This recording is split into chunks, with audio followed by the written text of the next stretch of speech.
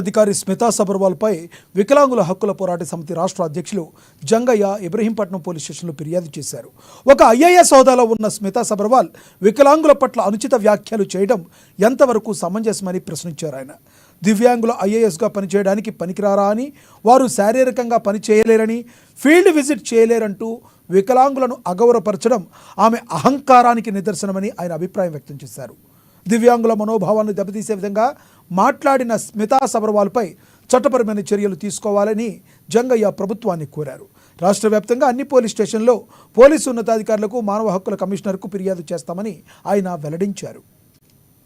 Sabharwal IAS హోదాలో ఉండి వికలాంగులు ఐఏఎస్కు పనికిరారని, వికలాంగులకు రిజర్వేషన్లు ఎందుకని ఆమె ట్వీట్ చేయడం జరిగింది నిన్న. మరి ఈరోజు అన్ని దినపత్రికలలో, స్టేట్ పేపర్లో కవర్ అయ్యింది. దానికి నిరసనగా ఈరోజు అన్ని రాష్ట్ర వ్యాప్తంగా ఉన్నటువంటి అన్ని పోలీస్ స్టేషన్లో ఆమె మీద మరి ఫిర్యాదు చేయడం జరిగింది. అందులో క్రమంగా ఇబ్రహీంపట్నం పోలీస్ స్టేషన్లో కూడా ఫిర్యాదు చేసినాం.